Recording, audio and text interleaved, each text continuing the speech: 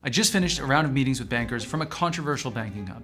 It's a place that we've liked for a very long time, but a lot of other people, they tell you to avoid banking here completely. Now, spoiler alert, they're wrong and we're right. And in this video, I'm going to tell you which country I'm talking about and why we like it, why everyone else is 100% wrong about banking here, and why this country just got even more interesting when it comes to offshore banking. I'm also going to share how you can easily open offshore bank accounts 100% remotely with as little as $5,000 with very good banks. So let's dive right in. The country I'm talking about is Panama. That's right, the Republic of Panama. And like I said, I'm going to tell you why Panama is one of the easiest and more interesting places to open offshore bank accounts in 2025. But first, I want to give you a quick rundown on why Panama is worth digging into. And it does go way beyond Donald Trump's love affair with the Panama Canal. And that's because Panama is a massive finance, trade, and investment hub for the entire region. It's also a popular residency jurisdiction for foreigners. Think Americans, Canadians, and many Europeans. And as a lot of people are starting to find out, Panama is effectively a US satellite country, which means it's insulated from a lot of the economic and cross-border issues that other countries in the region face, like the potential loss of correspondent banks, which is a huge problem for other Central American countries, like Belize. You shouldn't bank there. But as someone who spent time in Panama, I will say, Panama City, it's not Miami, and it's definitely not the next Singapore, at least not yet.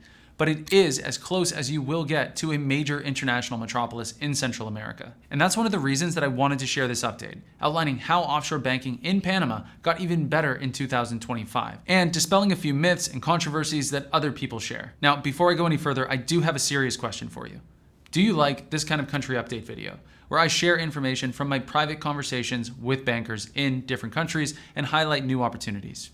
Yes, no, maybe? If so, I do have two requests. First, if you do like this format, can you please hit that like button so we know you want more country videos like this?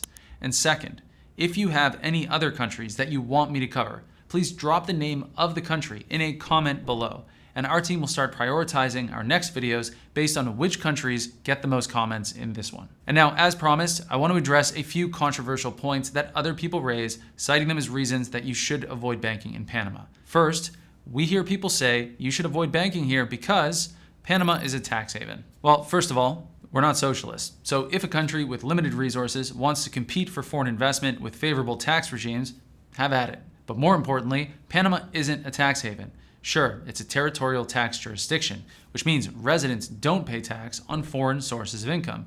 It's one of the reasons that so many foreigners want to get residency here. But Panama does have tax. It has personal income tax, corporate tax, VAT, capital gains tax, and property tax. So no, it's not a tax haven like the Bahamas or Bermuda. Now, another reason that people say don't bank in Panama is because Panama is blacklisted. And frankly, that's kind of true. There are basically 4 blacklists that matter in the world of banking. The first one is the EU list of non-cooperating countries. The second is the UK high-risk third countries list.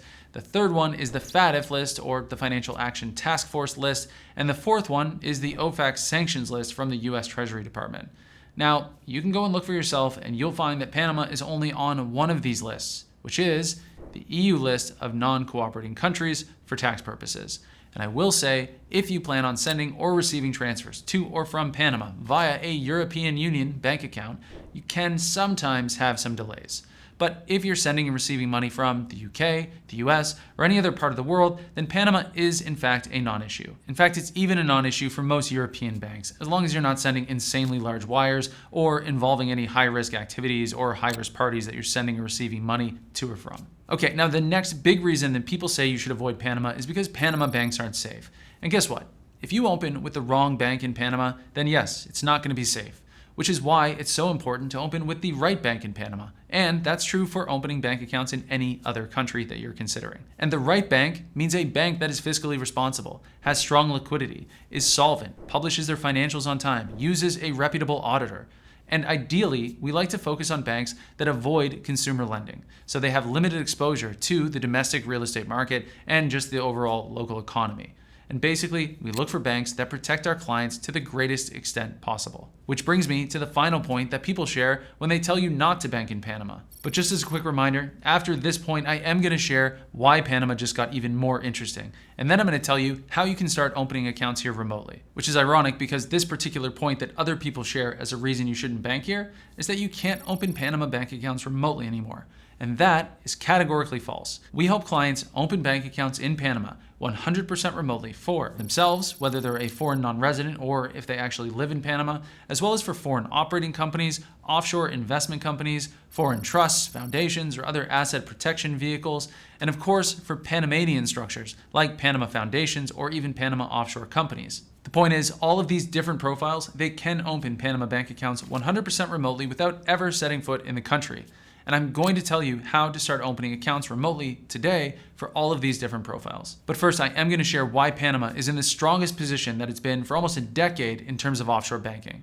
And it boils down to three things: blacklists, correspondence, and the raw cost of banking. And listen, we've always thought that Panama was a great entry point for offshore banking. It's a stable country with a dollarized economy. It has a strong and responsive bank regulator, good correspondent bank relationships, and the bankers that we deal with speak perfect English. In fact, many of them are even educated in the United States and come back to Panama and enter into the banking sphere. But in the past, there were a few main drawbacks.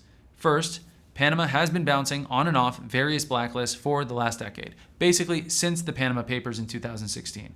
It caused a lot of reputation damage for the country and made it difficult for foreigners to use their Panama bank accounts to support international transactions. Now, the second drawback was the risk of correspondence clamping down on banks, making it difficult for clients to access their money, as we've seen in Belize or the Cook Islands and other countries as well. But finally, the third drawback was the deposit requirements. They were just too high.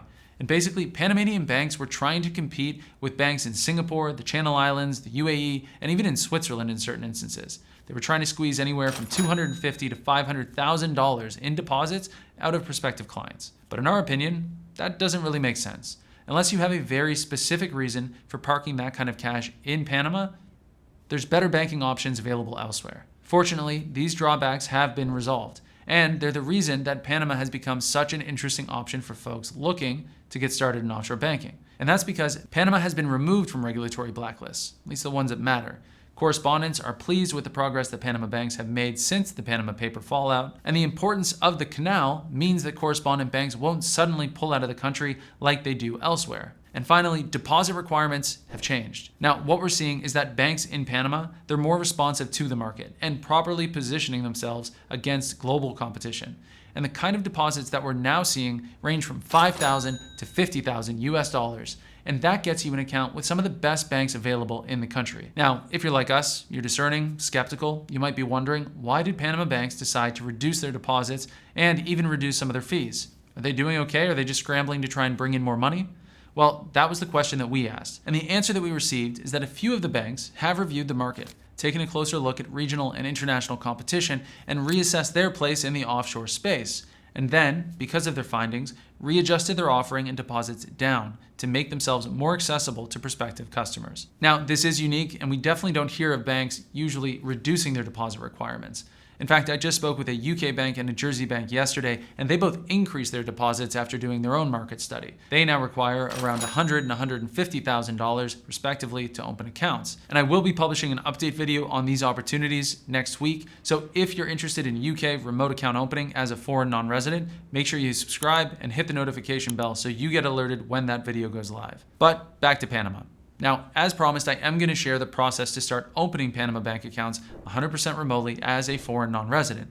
And there are two ways that you can do this. The first way is what we'll call the long way. It's to pick up the phone and contact all the banks in Panama, jump around switchboards, and try to find someone who is willing to actually speak with you in English. Of course, then they'll need to entertain your application as a foreign non-resident and basically walk you through the entire account opening process. Don't get me wrong, this approach, it is viable. You can make it work. But it's going to take you some time, and you should really have some entry-level Spanish if you want to go down this path. Now, there is a second way, the fast way, and it's to let us help you. And the first step in this process is 100% free. It's a free assessment to see if you can even qualify to bank in Panama in the first place. Basically, you click that link right there at the top of the description. You take 2 minutes and share a few high-level details about yourself or your business, whichever type of account you're looking to open. And then our team will get back to you within 24 hours, confirming if you can actually open a bank account in Panama or not. And if you can, we'll even suggest a few alternative options that you might want to consider instead. But if you do qualify, we'll invite you to our international account opening service, where we conduct a deeper assessment in order to determine the specific banks in Panama and any other country you're interested in that actually match your profile and will be willing to open bank accounts for you. We'll then share all of the options with you so you can make an informed decision about where you want to open bank accounts. And then we'll walk you through the entire account opening process 100% remotely, and we'll even make direct introductions to qualified, competent, and responsive bankers who we trust to support our clients.